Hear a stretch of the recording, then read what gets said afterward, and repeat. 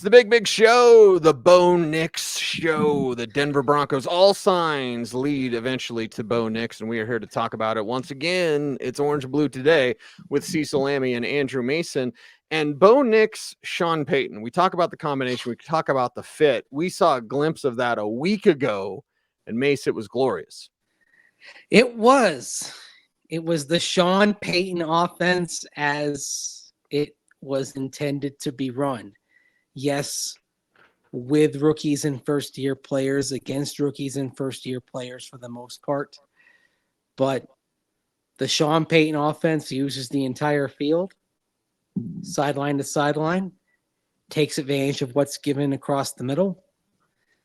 And you saw somebody who looked very comfortable, which shouldn't be a surprise. We had those clips from Kenny Dillingham, his offensive coordinator back in 2022 at Oregon, now the head coach at Arizona State, talking about how Bo Nix's favorite concept that year was something straight out of the Sean Payton playbook. So it stands to reason that it should look really smooth when he's running not the full extent of what Sean Payton wants to do, but a broader spectrum of it. Right. And we've got a golf comparison to get to in just a little bit, but let's start with Bo Nix, talk about working with Sean Payton, because it's this combination of Nix and Payton that will determine the outcome in the future for the Denver Broncos. And a week ago, Bo Nix had some great things to say about working with Sean Payton. He's been awesome. He teaches me, so much already. He's got a lot of knowledge, and he's built a pedigree to where, when he talks, you listen. So that's what I'm excited to continue to just learn from him more and more each day. And, as we go through practices and walkthroughs, you just can't learn enough from him. Teaching him. Mm-hmm. Teacher and student, mentor and protege. That's what's going on here. I like that. Got a little Obi-Wan Anakin vibes, except hopefully not with the bad turn. Yeah, okay. Let's focus on something functional here. Okay. I mean, I was even going to say Luke and Yoda, but Luke rebelled. I mean, Luke went through a time where he didn't listen to Yoda, right? Right. Yeah. Yeah. Like Luke went running off to Cloud City. Yoda told him not to go. But that's okay. There is another. Who is the other here, though? Zach Wilson? Yeah, I guess there is no other. It's all about Bo Nix, and that's the nice thing. Like, we talked about competition in these wide receiver shows we've done this week, also in the running back shows that we've done this week. With quarterback, you didn't bring that up, Mace, and I think it's because we know that Nix eventually will be the guy. A lot of people will be focused on these quarterback competitions in training camp, but at the end of the day, we know it will be Nix eventually. Eventually, and that's the thing. Like, if let's say the Broncos decide, okay, it's going to be a Jarrett Stidham, Zach Wilson competition, and Bo Nix will be focused on the developmental part. Okay. That's fine and dandy if the competition is Stidham Wilson. But what Bo Nix does on an everyday basis is going to be a story. And look, to kind of illuminate this and what they're thinking, Sean Payton said last week that was the reason why they cut Ben DiNucci.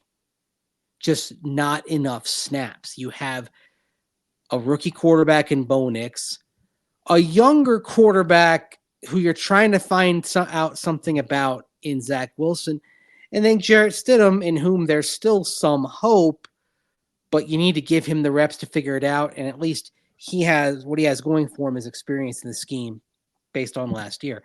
So that tells you right away, sounds like it's going to be a 1/3, 1/3, 1/3 split in terms of how they go about the reps. The question then becomes, who's with what team? Who's with the ones, who's with the twos, who's with the threes? Because that kind of matters too. Yes. But if Sean Payton decides it's not a three-way competition, but it's a two-way competition with the more experienced guys, then Bo Nix is still going to be doing stuff on a daily basis. We're going to be chronicling and figuring out, by the way, long-term, that might be more important than a competition 1-2. Although I think ultimately sees the competition is going to be 1, 2, 3. Yes, 1, 2, and 3, and well, sounds like a country song. We split the reps, but we didn't split the check. Anyway, now I'm getting silly. It's been a week for us, Mace, and this golf It comparison. has. Let's walk me through this, because I was kind of listening with the golf comparison when Sean Payton talked about it, but let's talk about it, because we got Nix talking about Sean Payton bringing up golf and the comparison. What's going on here? I can't really remember. In golf, you want a consistent swing. Okay. And I mean, obviously, we're talking about pro golfers, not me as a golfer. My swing is decidedly inconsistent. Yes, You mine know, as well.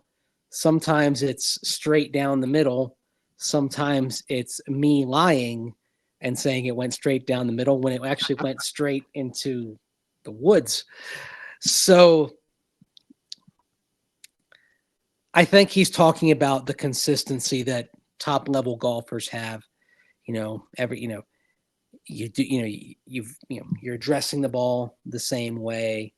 You do, you might have some variance in the result, but the process is the same. And, it was interesting because when Bo Nix heard that comment relayed to him, because Sean Payton talked and then Bo Nix talked a few minutes later in the locker room. When Bo heard that, he said he sort of wished for that in his golf game, if I recall correctly. All right, here's Bo Nix talking about this golf comparison.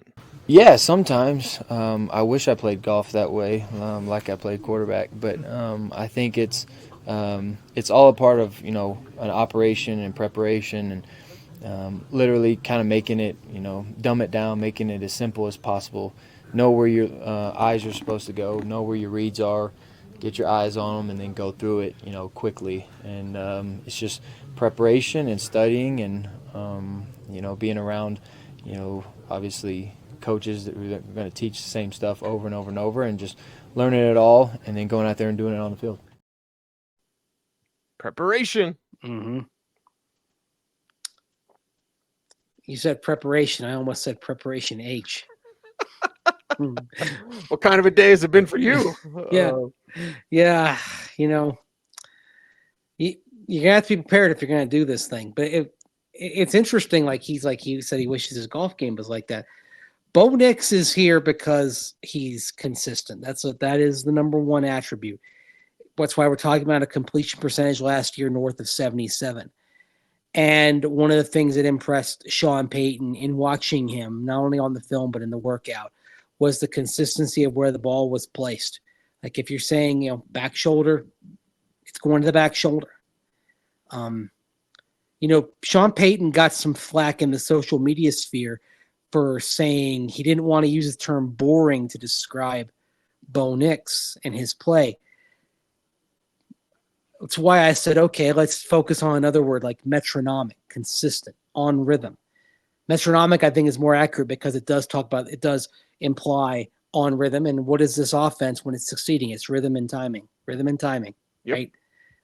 Bo Nix, his skill set shows that he potentially has that capability to translate to the NFL. Yeah, rhythm and timing is what matters most. And we saw it on Saturday. It's about getting the work in with your new receivers, understanding the plays. As Nick said, we played it on Monday's show, top of my head, where it's like, okay, I've got to know what I'm doing on each play, then move to the next play. And then always understand what the play caller's intent is. Like, what is the intent or, desired outcome within the structure of the game, within the down and distance? Like, it's a higher level of thinking here from Bo Nix. Yeah, play caller intent. Like that was one of the most fascinating things that we've heard from him. Like, so it's like you said, it's a higher level. It's not just understanding the scheme, but understanding the why. Why are we doing this? Mm-hmm. Now we've heard that. I remember Nathaniel Hackett focusing on how you have to explain the why when they were doing things a couple of years ago. And I'd say that at certain things in terms of installing an offense, in terms of understanding concepts, Nathaniel Hackett's good at that. I mean, you don't get to be offensive coordinator, even a head coach for a year if you don't have your arms around that. But I think with Sean Payton, it's probably less muddled and more clear. Like one of the things we were talking about on earlier shows this week, kind of the step-by-step process of learning, right? I think one of the areas where Nathaniel Hackett fell short 2 years ago as head coach was putting too much on the plate right away. And we heard Right. Tim Patrick that offseason talking about how much time they were having to put in every night because there was so much. You were trying to basically take the Shanahan McVay concepts, and you're trying to take concepts that Russell Wilson wanted and match them all together, and you had this voluminous playbook. Whereas with the Broncos, it's a complex offense, but it's not focused on biting the whole thing. It's step by step by step by step by step. We're going to see things for veteran players conceptually executing them this year that weren't on their plates last year, but it's part of how they built the foundation. And now you're building off that going forward into year 2. But when you bring in new players, new quarterbacks, Zach Wilson, Bo Nix, new draft picks, veteran additions like Josh Reynolds, it's on them to catch up because all these guys they're returning, the incumbents, have already started taking those steps. But it's a lot easier to bring players in and have others kind of help them along that have been in the scheme and get them up to speed than when everyone is trying to learn the whole thing all at once, which is why last year, even considering the Russell Wilson factor, conceptually, it had to be simple compared to the broader spectrum of things that Sean Payton was running by year 3, year 4, year 5, and on in New Orleans. Bo Nix had some comments about timing with his new wide receivers. Timing very important, of course. Here's what the young quarterback had to say. It's been comfortable. It's just a lot of repetition, a lot of routes we've been able to throw. But I'm, learning other guys now, and being around those guys, and learning Devon and learning the other guys that are new, and because it's just one thing after another, one throw after another, and just each one you got to take and grow on it. So that's one thing that I've been trying to really improve on, is just get on these guys the same page, get on the same level, and so that we can go out there and be efficient when we have the opportunity. Listen to him talk about how he's getting on the same page with them. Yes. Not like they got to get with, they got to learn what. No. It's again with Bo Nix. It's about what does my teammate need? Yes. What does his teammate needs? And not only his younger teammates, the fellow rookies that are coming in with him, but it's also knowing that he's got to adapt to whoever he's throwing to. Marvin Mims Jr., Josh Reynolds, Tim Patrick, Courtland Sutton, Greg Dulcich, Adam Troutman, that most of those players are returning players. It's incumbent upon him to meet them where they are, not have them meet him where he is. So that means he's got to put in extra work, but by every indication, he's willing to do it. Yeah, and even brought it up with the repetition. You don't ever get a sense of like, oh, we got to do this again, right? Like he's looking forward to the work. The work is the reward. The repetition is the work. It's the reward. It's what he wants to do because he wants to. He knows the end goal and result is, well, it's a championship eventually. Yeah, but enjoying it along the way. That's the thing. Like if obviously you want to focus on the goal. You want to have a carrot there. But if you don't enjoy the steps along the way and it becomes a joyless slog, this isn't for you. You've got to embrace the process and enjoy the process. Enjoy how you learn something one day. You go in the classroom, you focus on that. And then the next morning you go out there on the practice field. You've learned it and you've ingested it, you've processed it. And then you go out there on the practice field and you apply it. And all of a sudden, it's 20-yard gain. Like, wow, that looked good. To go back to the original golf analogy, it's like if you have you can have 10 drives that slice and hook all over the place. But then you get that one where it just feels perfect, sounds perfect, and looks perfect going straight down the fairway. You're like, okay, there we go. That's why we put in that work. That's what it's supposed to look like. It makes you feel good. Puts a spring in your step. Wish you might need that spring in your step if you get knocked down back to earth on the next shot, or if you're out there on the practice field the next play. Remember how it felt. And remember that you've done it before. You can do it again. Yep. That's another thing. It's not so much muscle memory as like as confidence memory. Mm-hmm. You know, that you've seen it, you've ingested it, you've done it. I can do this again, and I can do this again. I can do this again. And that's where the consistency comes from. That's what you're looking for, right? Bo Nix is going to have bumpy days. I mean, I don't want this to be, I want to kind of make that clear because it probably sounds like we're all lovey-dovey over Bo Nix right now, right? Shiny new toy. The first time we saw him, rookie minicamp, he looked good. But there's going to be some rough days. But let's not get too caught up in that unless it's rough day, rough day, rough day. If it's rough day followed by going out there, doing it again and getting it right, learning from the mistakes, then that's actually even better than just having good days. You actually want some bad days to remind you of what work you have to do, remind you to kind of recommit, redouble your efforts. And then when you see the result of that, it makes you understand, okay, if I keep working at this, I'm going to get it. And then it becomes something very teachable in terms of maintaining that work ethic going forward. We shall double our efforts. Well, I hope so, Commander, for your sake. By the way, since it's a Saturday show. Yeah, Saturday. Today is May the 18th. You know what May the 19th is? Was the debut of A New Hope? No, it's the 25th anniversary of the debut of the Phantom Menace. Very good. So yes. I camped out however many years ago. I didn't camp out. I saw it on the first day. There's a line I won't cross. Camping out to go see a movie is one of those lines. Did you take a lightsaber or wear a Jedi robe? Because I did both.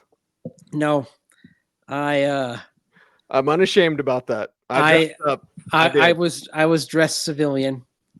Okay. You know what I think about is how I think we all tried to like it. Like say, oh yes, we really did. Like, oh, it was good. And then speaking of joyless slog. Yeah. What's all this trade? So can I just fast forward to the lightsaber part, please? Yes. Mm-hmm. And then you see it a second time and you see it a third time and you're like, oh boy. Like I saw it 10 times in the theater. Whoa. I saw it 3 times. I tried to like it. Yeah. And it's like, well, okay, there are some cool scenes and all that, but man, that first hour is just God. Oh, lots to say. Yeah, lots to say because there's a lot that's said, and it goes back to the quote from Harrison Ford that he purportedly said to George Lucas regarding dialogue. George, you can write this bleep, but you can't say this bleep. Yeah. George wrote some more bleep. I mean, what first got me, and I mean, obviously we could talk about like Jar Jar, for example, but the thing that got me is right there when the guys from the Trade Federation say their blockade is perfectly legal. Like, what kind of messed up galaxy is this if a blockade of a planet is legal? Okay. Right. Yeah, that's why the Republic died. If you can have a legal blockade of an entire freaking planet just over, trade issues. I mean, yeah. Something, yeah. I'm not saying it deserved to be replaced by a repressive Sith theocracy, but the old Republic probably need a little bit of a revolution there, Yeah, well, it was the Jedi way, right? They weren't, you can't feel anything. Oh, no, you can. Qui-Gon had it right. He had it right. You know who else had it right? Is I made a bunch of sales for Denver Broncos shop.com because of my Bo Nix jersey. People got excited, Mace. They're like, I went and got a Nix jersey too. Oh, wow. What can we say except you're welcome? I wanted to bring that up because Nix talked about Denver, and the final clip we'll play on this crazy Saturday show. Where's our commission for those sales? Exactly, right? I didn't have a discount code, although the guy at the team shop was like, "Do you work with BK?" I was like, "Well, he is very special." Did you really say that? Yeah. Oh gosh, another inside joke. Yes. Bo Nix, no inside jokes, but talked about what he thought of Denver. Well, I'm super excited. Only been here for a couple of days and can't wait to get out and about and go see everything. But, super excited to be here. The city's incredible. Can't believe, I get to wear a Broncos jersey and go out there and do what so many greats have done before me. So I don't take that lightly, and I know I'm not going to take it for granted. But, obviously pressure gives you opportunity. So I think the more pressure and responsibility you have, just the more that you have to go out there and consistently earn it. Think about that, dude. He understands who came before him. Peyton Manning, John Elway. Yes. He's not afraid of that. How many players have kind of shuddered in that shadow of Elway and Manning? I mean, you had guys say they were excited about it, but then you understand the weight of it and what the expectations are. And I will admit, I have some concerns here because I do wonder if Bo Nix, in terms of the level of play, if he turns out to be Derek Carr or Matt Ryan, is Broncos country going to be okay with that? Is that a fair question to ask? I think it's very fair. I would hope so, because those are pretty good quarterbacks. I mean, if we want to go maybe even a little higher level, a guy who's been to a Super Bowl and nearly went to another one, Jared Goff, who got the big contract earlier this week. Hey, Matt Ryan went to the Super Bowl. He's up 28-3. Hey, MVP. Not his fault. Went to a Super Bowl league MVP. So, but we're talking about quarterbacks who probably aren't Hall of Famers. Sure. If Bo Nix has a good career, but there isn't a Super Bowl win, and look, that's possible. You're operating at the same time as Patrick Mahomes in the same division. That alone narrows your path. And in the short term, I think the path is even narrower, because I don't think the Chargers are going to be a pushover anymore with Jim Harbaugh and Justin Herbert. So you might be looking at a scenario where if Bo Nix succeeds, he's a good quarterback. Let's just say, what are the next 6 years look like to start there? What if Bo Nix does enough to get a big contract extension? He establishes himself as not like a elite tier, but in that pretty good tier, like QB 5 to QB 13, right? Is in that mix. And the Broncos go to the playoffs 3 times, win 1 division title out of 6. They steal one in a year. Kansas City has a bunch of injuries, right? They go to the playoffs another couple of times, the wild card. Maybe there's 1 deep advance in the playoffs, but there isn't a Super Bowl win. Is Broncos country going to be okay with that? I think after the disaster and dozens of names of the last 7 years, the answer will be yes. I hope so. Yeah, but we know what the standard is, and the standard is best to be achieved with coach and quarterback combination. Do you have the right combination? So for me, it's not just Nix, and it's not for you either. I'm not saying that, but I think it's Peyton and Nix. Okay, let's flip and go. Let's find out. Skins on the wall.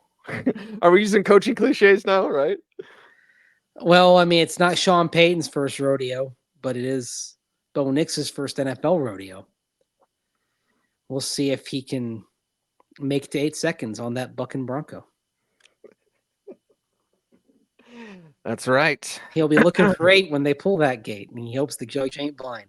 Wow. Amarillo by morning, Mace. Amarillo's on my mind. Okay. There we go. I like it. I like it. Love that song. One of my favorite George Strait songs. One of my favorites is You. And you, Mace, and you, our viewing audience. Our here viewing audience. indulging us on a weekend. I know. Saturday show. We appreciate you all. And to help us out on YouTube, what do, Mace? Like, comment, share, subscribe, hit that notification bell so that you never miss a vid. He is Andrew Mason. Follow him on all the socials at Mace Denver.